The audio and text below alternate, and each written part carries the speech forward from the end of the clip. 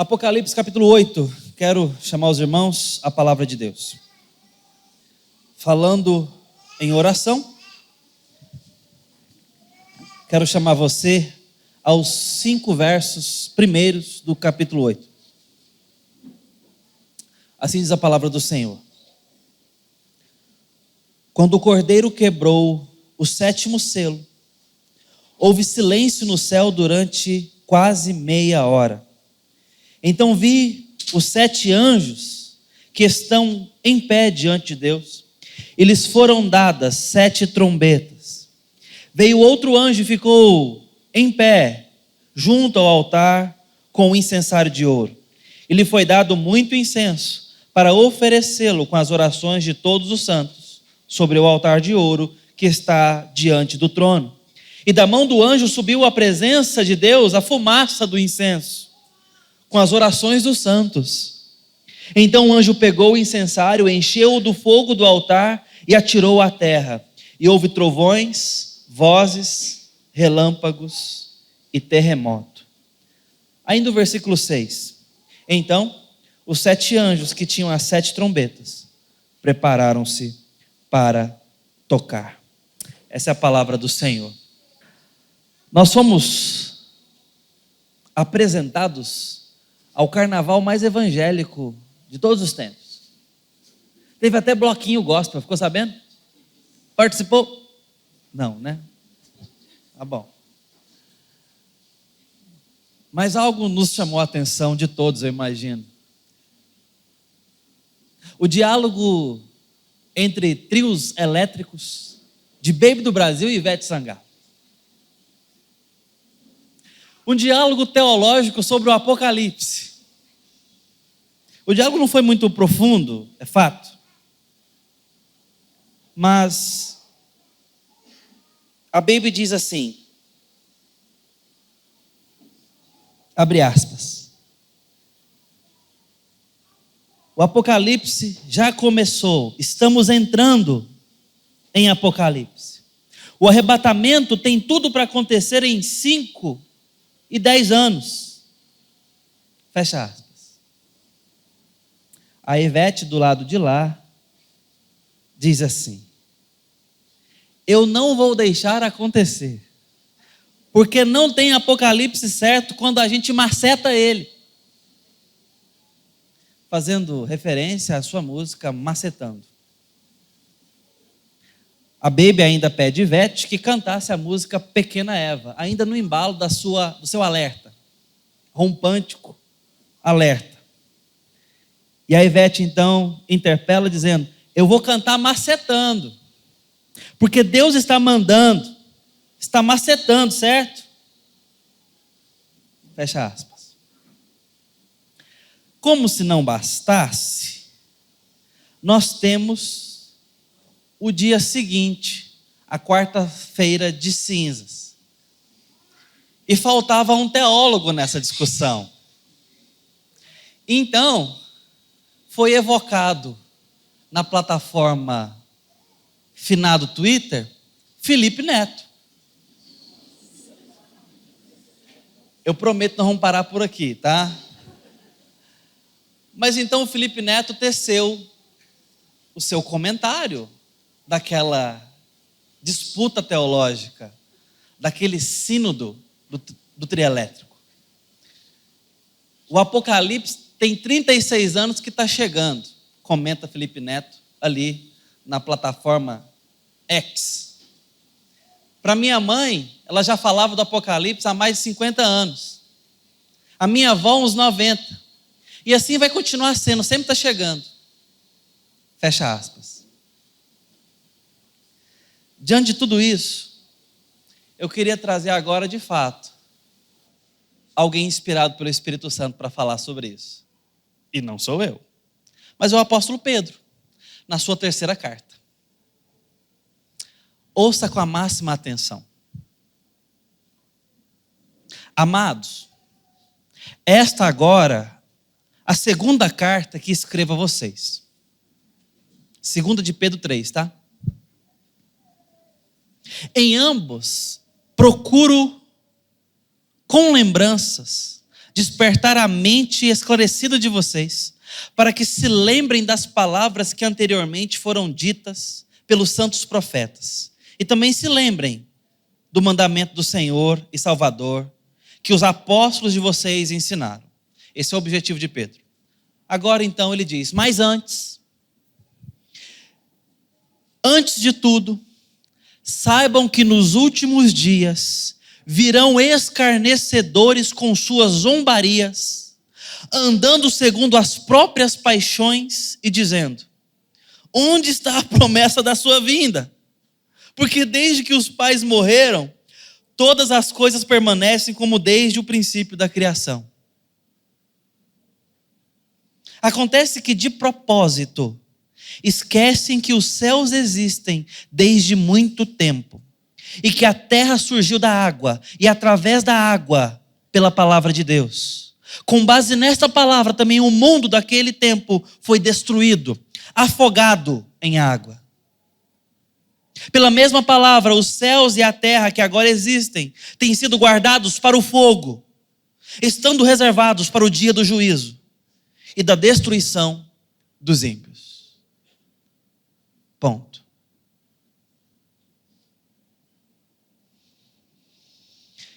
Eu acredito que o senhor Felipe não conhece a segunda carta de Pedro. Eu vou tuitar para ele o capítulo 3.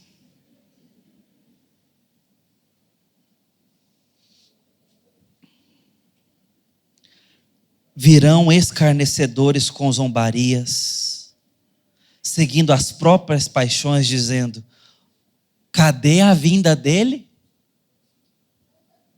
Onde está a sua vinda? E aí Pedro, sabiamente, lembra que o mundo é maior do que nós, que o tempo é mais longo que a nossa vida, e que a nossa sabedoria é limitada, e que nós nos esquecemos com facilidade. E justamente ao fazer esse exercício, o que Pedro coloca no meio? O caso da arca de Noé. Para nos lembrar e ridicularizar os zombadores, dizendo, outros já foram ridicularizados no passado, sobre o mesmo assunto. Porque um dia, um doido saiu falando que ia cair água do céu, onde já se viu. E começou a construir um barcão, falando que ia colocar bicho lá dentro, de todo tipo. E nessa conversa doida e demorada, porque construir uma arca daquela envergadura, daquele tamanho, ainda que com informações precisas e instruídas, demorou. Noé teve centenas de anos. Demorou para fazer aquilo. E cotidianamente as pessoas passaram e viam aqueles sinais, aqueles pregos sendo batidos naquela madeira todos os dias. Coisa de doido. Mas um dia, as águas começaram a descer. E nós muitas vezes contamos essa história para crianças, dando uma suavizada grave. Mas o fato é que Deus fecha a porta da arca quando a água já está alta. Porque certamente Noé, ainda que não pudesse fisicamente fazê-lo, eu duvido muito que ele tivesse condições emocionais de fazê-lo. Porque o que começa a acontecer, e certamente ele já via, era a correria, o desespero, a gritaria e talvez já alguns afogamentos. O que se segue nos próximos dias, talvez horas, é muito corpo boiando. Uma cena completamente horrível. E a cena de dentro da arca não estava melhor. Vocês já imaginaram o que é uma arca? A gente faz ela coloridinha, bonita, com a girafa com o pescocinho para fora. Mas, meus irmãos, aquela providência é horrorosa. O medo e o pavor daquela família, vivendo pela primeira vez uma inundação. vendaval, e lá dentro uma escuridão sem fim, um cheiro horroroso lá dentro. Não tinha toalete, era um curral imenso, assustador, assustador. Mas esse era o exclusivo caminho de salvação. Deus estava dando salvação. Uma salvação talvez louca, vergonhosa, suja, mas salvação. A cruz não foi muito diferente. A cruz é suja, é vergonhosa. A cruz é maldita, é para difama, é para infâmia, é para punição de criminosos, é para expor ao ridículo, para derramar sangue. Ela é asquerosa, ela não é trabalhada, ela não é ornamentada, nem serve para ornamento. Hoje nós até usamos para enfeitar os nossos espaços religiosos, para nos lembrar de Cristo, às vezes até penduramos no pescoço, mas a cruz é algo para vergonha, para punição, para correção, para dar cabo à vida de gente ruim. Mas é o único caminho de salvação, é o único meio de salvação. E continua parecendo loucura para o mundo, porque a cruz está dizendo que existe salvação para uma condenação. Existe um caminho para Deus porque não estamos com Deus.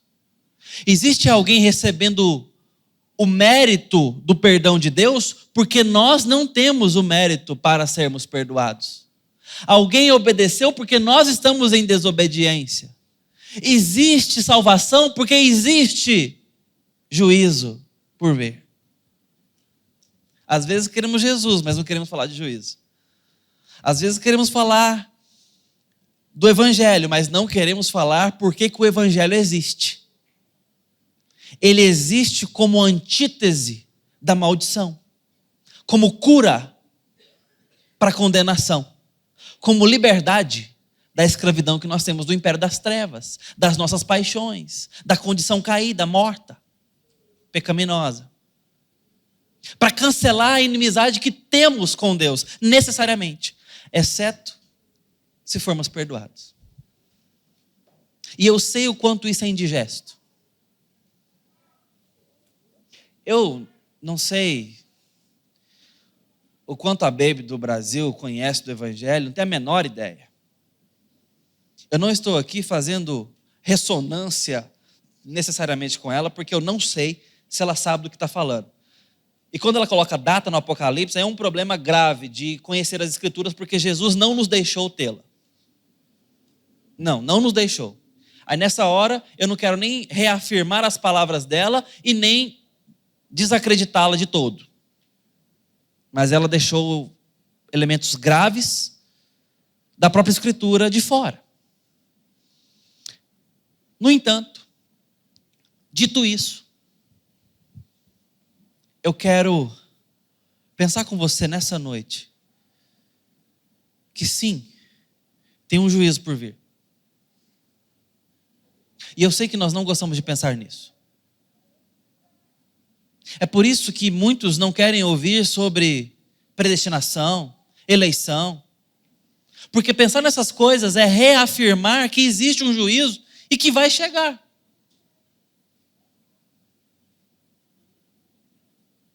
Mas talvez você tenha alguém na sua casa não alcançado pelo Evangelho. Talvez seja a sua esposa. Talvez o seu marido, a sua namorada, o seu namorado, talvez um filho. Talvez os seus pais.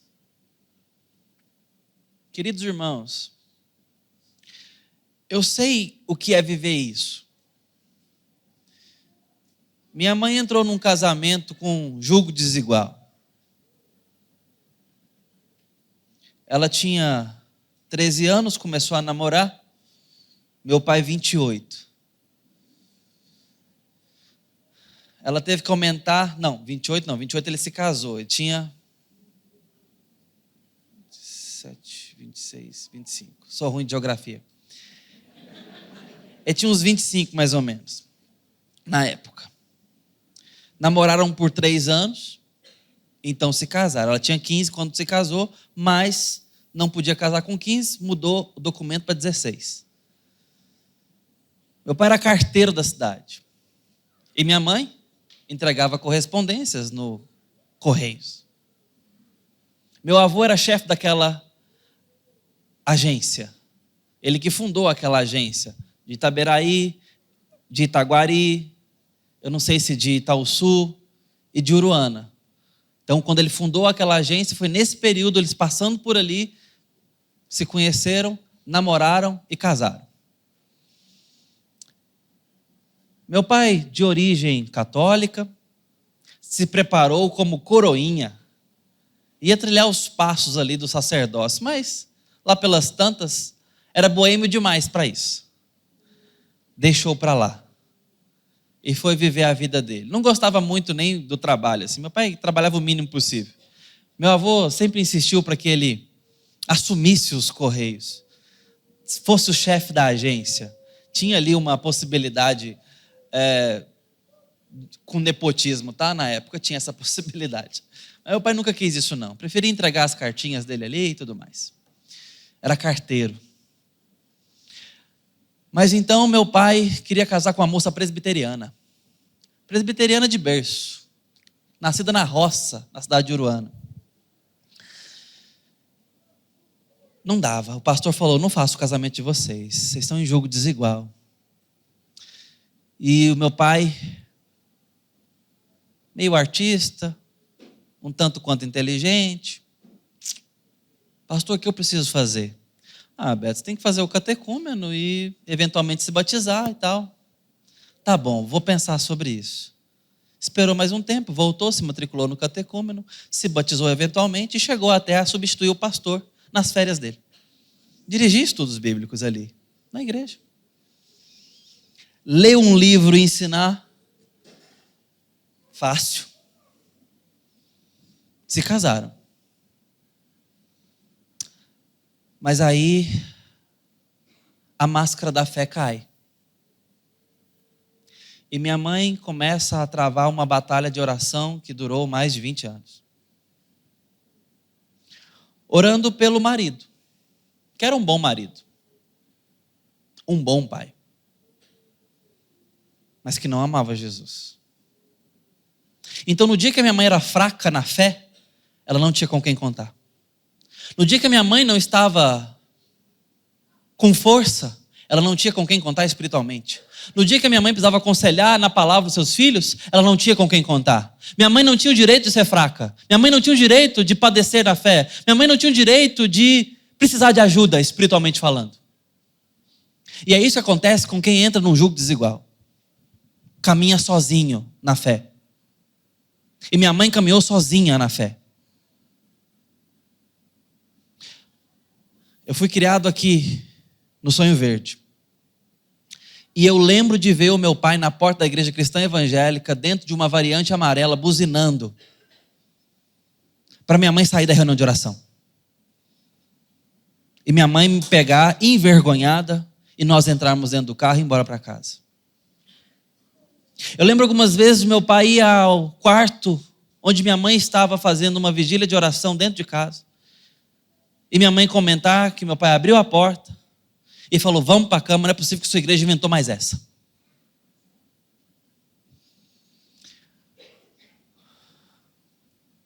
A primeira vez que eu apanhei no rosto foi porque diante de uma briga dos meus pais, meu pai pegou a Bíblia da minha mãe com a mão e amassou, assim. E eu lembro de ter um ímpeto de avançar na mão dele. Voou a Bíblia para um lado, em cima do guarda-roupa, e eu para outro. E eu esperei alguns dias para ter coragem de falar para minha mãe, sua Bíblia está lá. Isso tudo antes da gente sair daqui de Goiânia. Eu saía dos 9 para 10 anos. Então devia ser uma criança aí dos 8, 7 anos, sei lá.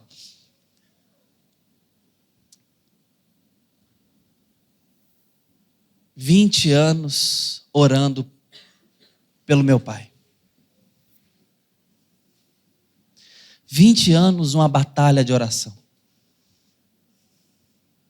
20 anos pegado com o Senhor, lendo a Bíblia, crendo que Deus pode fazer alguma coisa pelo marido. E minha mãe nos criou na igreja. Curiosamente, meu pai nunca deixou que eu faltasse à igreja. Em algum momento a dor dela passou a ser nossa, os filhos.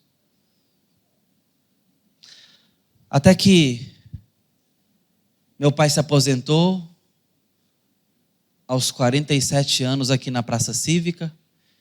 E então falou, quero descansar. Vamos para o interior. E minha mãe voltou para Uruana. Nós fomos mudar para lá. E no ano seguinte, meu pai descobre uma manchinha na perna. Com 1 semana e meia, ele falece. Ele teve uma síndrome que foi descoberta, ou pelo menos intitulada recentemente. Síndrome de Tournier. Uma doença rara, fulminante, agressiva. E falece aos 48 anos de idade. Por mais que tenhamos todo esse espectro de rebeldia na fé, foi-se ali alguém alegre, festeiro, dançarino, pintor, desenhista. Nos nossos aniversários, sem dinheiro, enchia a casa de cartolinas, escrevendo mensagens para nós, com uma letra estilizada que ele inventou. Todo aniversário era assim. Pelo menos até o ano de 2000.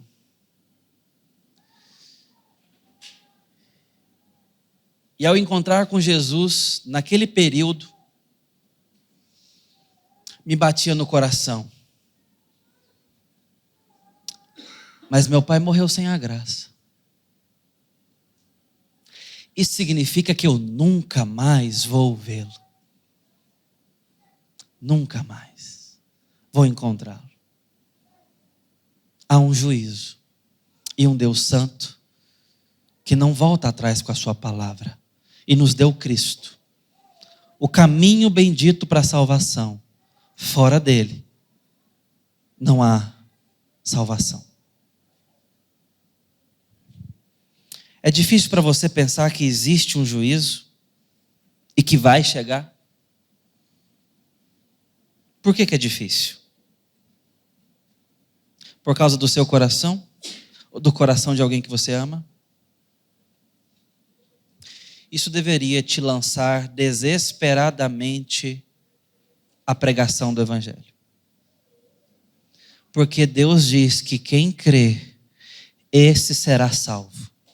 E a fé vem pelo ouvir a palavra de Deus. Ele disse. Por isso, eu não deixo de pregar a palavra de Deus desde os meus 15 anos de idade e quero morrer pregando. Você deveria fazer o mesmo.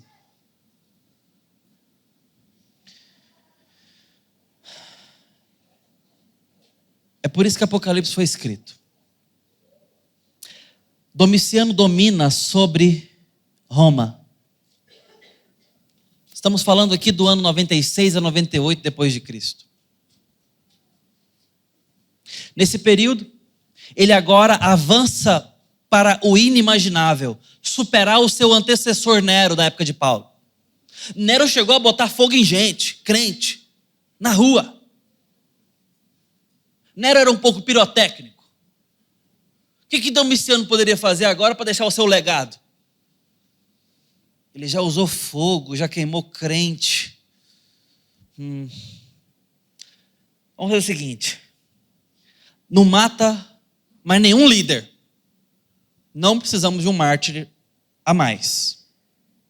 Pega João e coloca em cárcere, João é mandado para a ilha de Pátimos. Capítulo 1, versículo 9. Por causa da palavra me achei em Pátimos. Porque ele estava pregando a palavra. Então agora ele é literalmente ilhado, para não pregar mais. Segundo, eu preciso substituir o culto dessas pessoas. A partir de agora, eu quero ser tratado como Dominus et Deus, Senhor e Deus por todo o império. E aquele que se recusar a me adorar como Senhor e Deus, que arque com as consequências. Pode matar e prender os seus líderes. Prende os líderes, mata as pessoas menores. Esta é a situação do final da década do primeiro século. Está sendo a pior coisa do mundo ser crente nesse momento. Porque nós não apenas recebemos constrangimento digital, a gente perde a vida, a liberdade, tem família sendo separada. A gente não ganha só um estranhamento no trabalho, fica um pouco deslocado, sendo o estranhão da turma, o careta. É perseguição. Não pode ser cristão, não pode amar Jesus no final do primeiro século. E nesse cenário, o Apocalipse é escrito e entregue para as igrejas da Ásia Menor. Não todas. Pelo menos é entregue para todas, mas não são todas as consideradas aqui na tratativa. Apenas 7. Para se valer de uma numerologia judaica, onde é expresso que a totalidade das igrejas estão sendo consideradas. Tem igrejas importantíssimas aqui que não estão sendo mencionadas como destinatário, mas certamente receberam essa carta nas mãos. Era uma carta circular, para representar o povo de Deus. E as 7 tratadas aqui representam aspectos diferentes e distintos do tempo e no espaço que nós como igreja vivemos, ou possamos vir a viver. E o fato é que eles recebem essa carta com o propósito de ter a visão redirecionada, a perspectiva reorientada no meio da perseguição e do sofrimento. A igreja precisa olhar um horizonte mais distante. E é justamente por isso que começamos no capítulo 4 em diante, de onde esse texto que lemos do capítulo 8, o 7º selo, se insere com um clímax muito especial. Porque no capítulo 4 nós somos apresentados justamente a primeira visão fantástica. O grande trono de Deus. Porque o povo está sendo agora encorajado a olhar para o horizonte da história, para olhar para as suas circunstâncias e ver que a história não termina debaixo do trono de Roma. Mas que existe um trono superior e muito maior, muito mais poderoso, que é o trono branco, que está ocupado pelo Senhor e Deus, aquele que era, que é e que há de ser para sempre. Essa é a primeira visão que a igreja tem que ter. E segue-se então, a partir desse momento, alguns outros lances colocados aqui para nós, como o livro selado. Veja, existe um trono, existe um governo. Os reis da terra não definem o sentido da vida.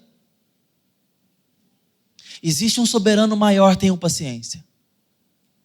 Olhem para mais longe, avancem o olhar, tenham esperança. Segundo, aqui está o selo. Perdão, o livro selado, com 7 selos. O que é esse livro? Eu sei que isso merece um pouco mais de atenção, mas eu queria dizer de passagem para os irmãos algumas coisas. João chora quando vê essa imagem. E ele chora não é de alegria, não. Ele chora de desespero. Porque vivendo essa vida perseguida, onde o cristão pode sim sofrer por causa da sua fé, em Apocalipse está tudo certo. Tem lugar para isso. Para quem acha que a fé não deve custar nada. E João chora porque o livro selado é a história da vida. e não achou ninguém digno de abrir os selos ou de quebrá-los. São selos de cera.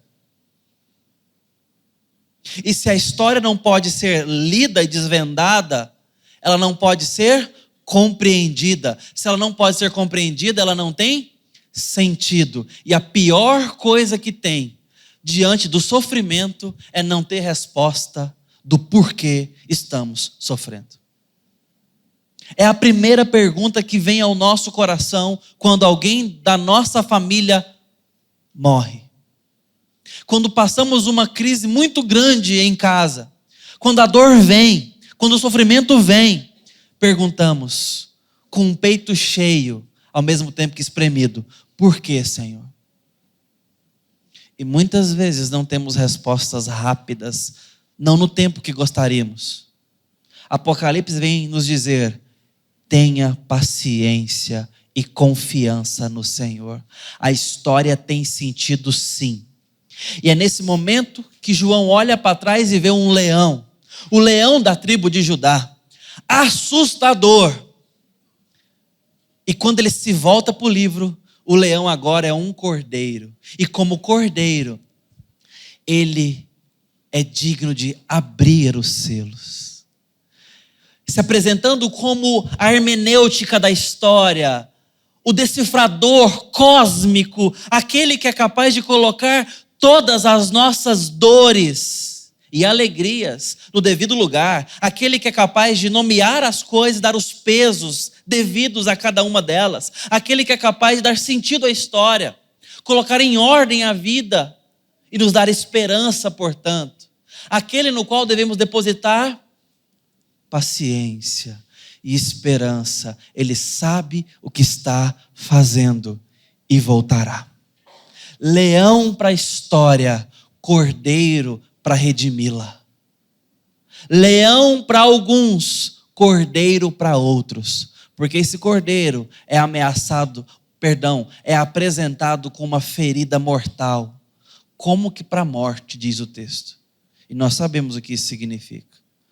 Cordeiro para dar redenção nessa história. Onde as dores terão sentido. Onde as nossas perguntas terão sentido e hora e momento para ser respondidas. Então os selos começam a ser abertos. Os 4 primeiros começam a falar do grande juízo de Deus sobre a terra. Juízo esse que nós olhamos e muitas vezes, pelo prolongar-se da história, não entendemos. 4 cavalos e seus cavaleiros. Cavalos esses que falam de fome, destruição, preços altos e guerras. Cavalo que fala de morte, 4 cavalos e seus cavaleiros. Depois nós temos, em seguida, o 5º selo. E o 5º selo é apresentado para nós, mostrando mais, agora, dessa visão cósmica diante de Deus. Somos apresentados para as almas debaixo do trono de Deus, que clamam em alta voz pela morte do povo, pela morte dos santos.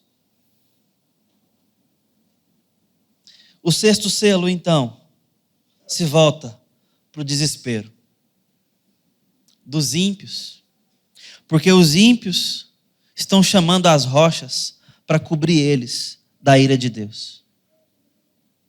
Guerras, destruição e morte na história, inflação e preços altos, fome, doenças. Os santos clamando pela morte dos santos e dos justos. 6º selo, os ímpios em desespero. Essa é a história da humanidade. Que enredo, irmãos. Que enredo assustador. Qual a nossa esperança diante de tudo isso? Qual o nosso papel diante de tudo isso? O 7º selo nos encaminha para o final desse sermão, mas nos coloca no devido lugar. Porque quando o 7º selo é quebrado, é como que pela primeira vez o céu fica em silêncio por cerca de meia hora. Essa é toda uma linguagem figurada para nos mostrar que alguma coisa está prestes a acontecer, mas no silêncio, outras coisas estão acontecendo. Porque as imagens que temos em seguida nos mostram ou sugerem que esse silêncio é porque a oração dos santos estão sendo ouvidas diante do trono. É como se Deus colocasse todo mundo em silêncio para ouvir a oração da igreja. E se prepara, dando ao anjo diante do altar um incensário de ouro. Agora são evocadas figuras veterotestamentárias dos sacerdotes da época da tenda e do templo. O incensário ficava lá fora, junto ao propiciatório e próximo ao altar. No propiciatório era derramado sangue, no altar queimado a oferta pelo pecado. E o incensário se reunia agora para dentro do Santo dos Santos, com um candelabro, por exemplo, fazendo a mesma função, de levantar aroma e fumaça junto com o altar. E essa fumaça erigida sempre foi símbolo da prece, da oração do povo de Deus. Deus dá à igreja do final do primeiro século a visão de que existe um anjo. Quando as orações são ouvidas, e esse anjo tem as orações sendo levadas para diante do trono de Deus, subindo ao trono de Deus, e Deus para ouvi-las. E ao término das orações, diz o texto que ele responde. E ele responde ateando sobre a terra. Diz o texto: encheu com o fogo do altar. O altar é onde houve morte para remissão de pecado. Ele pega desse fogo e lança sobre a terra trovões, vozes, relâmpagos e terremotos. E depois dessa resposta catastrófica, são dadas 7 trombetas para os anjos. E é dito a eles: preparem-se para tocar. E eles vão tocar 7 trombetas. E essas 7 trombetas anunciarão juízo. Juízo. E a vitória do Senhor contra os seus inimigos. O que nós aprendemos com tudo isso? Primeiro, há um juízo por vir. E ele não falhará. E ele é assustador. Não adianta espernearmos e não adianta sermos politicamente corretos. Deus não está interessado nas nossas políticas humanas. Ele não negociará com a sabedoria do mundo a sua sabedoria, a sua santidade. Não será vilipendiada por conta de alguns termos da ONU. Não será. Deus não se assusta com os reis da terra, nem com Domiciano. São zombadores do juízo de Deus. Deus trará juízo e virá. Achemos que esteja demorando ou não, virá. Já acharam que demoraram no tempo de Pedro. Segunda coisa, o sofrimento e a dor têm lugar na história do crente. Haverá aparente sucesso dos ímpios contra a nossa fé, contra a nossa esperança e contra a nossa liberdade eventualmente. Haverá. E nós levantaremos perguntas honestas e muitas vezes dolorosas. Guardemos a fé nesses casos. Guardemos o coração no Evangelho e na palavra. Há esperança para aquele que crê. Mas em terceiro lugar, o que devemos fazer à vista dessas coisas? Saber que a nossa oração é caso sério para Deus. Saber que a oração do povo de Deus não é tomada por brincadeira e não é vã diante da história. O que Deus está nos mostrando no capítulo 8, finalmente, é que as orações do povo de Deus fazem parte do desenrolar da história. É como se a oração fosse o método pelo qual Deus coloca pregos numa madeira, através de marteladas. As suas orações não são vãs diante de Deus. Isso não significa que necessariamente Deus vai fazer tudo o que você quer. Não é esse o ponto da oração. Mas significa que muitas vezes Deus mesmo nos levará ao chão para orarmos, para termos intimidade com Ele. E através da resposta que Ele dará, Ele estará dando desenvolvimento na sua história e na história da humanidade. Isso significa que Ele dará por acontecer muitas coisas por causa da oração do povo de Deus. Por causa da participação da igreja em oração. A oração diante do trono de Deus não é brincadeira. É sério na conta da história. Por quem você tem orado? Como você tem feito isso? Demorou alguns anos. Mas um dia, minha mãe lavando roupa no tanque, e eu ali ajudando, conversando com ela, ela falou: filho, tem uma coisa que eu não te contei, mas eu preciso te contar.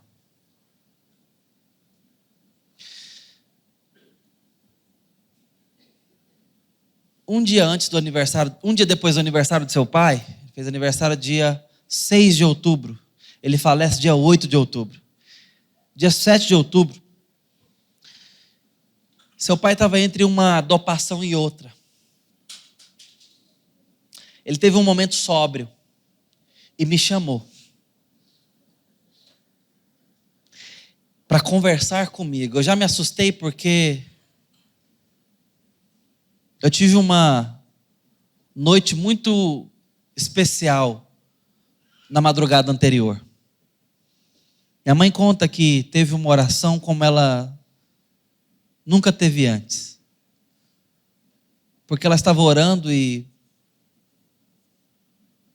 de alguma forma percebeu que era a última oração que ela faria pelo meu pai. Nas palavras dela, e eu quero que você escute isso com muito temor e cuidado que eu vou dizer, eu não estou sugerindo modelo e nem experiência para ser replicada. Mas ela disse que viu um bebê indo para os braços de Deus. Um bebê mesmo, criança. E por isso ela entendeu, através dessa experiência, que aquela era a última oração que ela faria pelo meu pai. E mais uma vez ela estava ali na batalha de oração dela, batendo pregos na madeira. No dia seguinte, meu pai chama minha mãe para conversar, e meu pai não estava conversando aqueles dias. Por isso ela foi dizendo ela com muito assombro, né? E meu pai, em poucas palavras, disse algo que para nós foi muito especial. Ele disse: Maura, eu sei que você sempre orou por mim. E eu quero te dizer que eu creio. Meu pai vai falecer no dia seguinte, às 11 e pouco da noite, mais ou menos, 10 e tanto da noite, mais ou menos por aí. Minha mãe demorou um tempo para me falar isso. São palavras verdadeiras? Não sei. Mas deixa eu te falar uma coisa, eu me agarro a elas com toda a força que eu tenho. Dá até para achar que eu consigo segurar.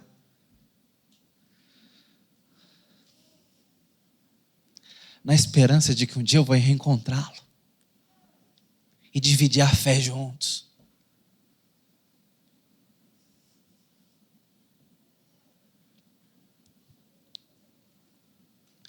Como eu quero abraçar meu pai sabendo que ele crê em Jesus.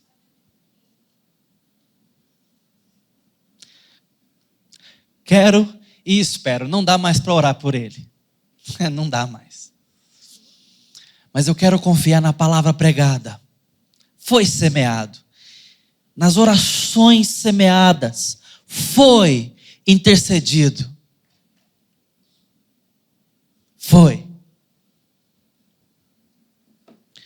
Eu quero nessa noite dizer o seguinte: tem um juízo por vir, sim. Por isso, pregue o evangelho. Ore pelos seus. Quanto, pastor? O quanto de oração é suficiente? Até onde vale a pena? Então vamos até lá. Vamos até lá. O quanto que vale pelos nossos filhos? O quanto testemunho? O quanto da palavra? O quanto em oração investido? Até alcançarmos a nossa família, os nossos amigos, os nossos parentes, o nosso bairro, a nossa cidade, o nosso país. O quanto é suficiente? Façamos o máximo, porque a palavra funciona e não voltará vazia. Portanto, ai daquele que estiver fora da palavra.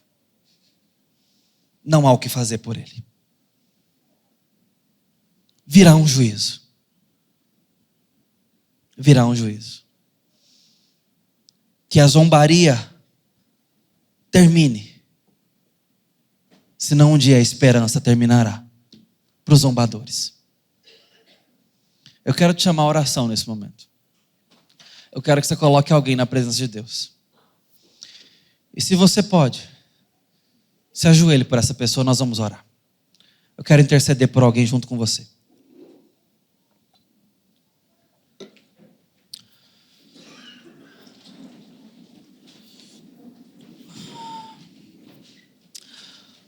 Ó Deus bendito.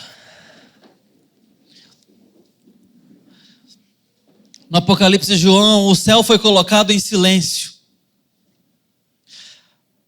para que as orações da igreja fossem ouvidas. Por isso nós te pedimos nessa noite, escute a nossa oração, Pai. Escute a oração da tua igreja. Nós temos pessoas para apresentar para o Senhor e te pedir: alcança, cura, perdoa, Senhor. E naquilo que depender de nós, nos dê um testemunho, Senhor, para comunicar o teu evangelho maravilhoso. Nos dê palavras, ó Deus, nos dê fidelidade. Ó Deus bendito, escuta a oração da tua igreja. Escuta esses nomes que estão sendo apresentados agora. Nos dê fé e perseverança. Deixa fluir em nós rios de água viva para essas pessoas, ó Deus. Pai, nos dê fidelidade no trabalho. Nos dê um testemunho fiel na escola, na faculdade, no trânsito, em casa, ó Deus. Nos dê vida com o Senhor, ó Deus. Ó Deus amado, escuta a nossa oração. Que teu Espírito Santo possa colhê-las com graça e levá-las ao Senhor. Na glória do teu nome, que possamos pregar com ousadia o teu evangelho até a volta de Cristo. Nos dê coragem, Pai. Nos dê coragem, ainda que o mundo nos ridicularize. Nos dê um testemunho que te agrada, Senhor. Se for para perder dinheiro, que percamos. Se for para a glória do Senhor, ó Deus. Se for para perder prestígio, que percamos. Para o louvor do teu evangelho e da tua graça. Nos ajude a saber, ó Deus, que o amor desse mundo não está incluso nos planos do Senhor para a igreja, mas que o amor do Senhor está. E que as nossas orações ouvidas também fazem parte, necessariamente, da história. Assim te pedimos, Paizinho, e pedimos a bênção do Senhor. Amados irmãos, que a bênção do Deus Pai, Filho e Espírito Santo esteja sobre vós, hoje e para todo o sempre. Amém.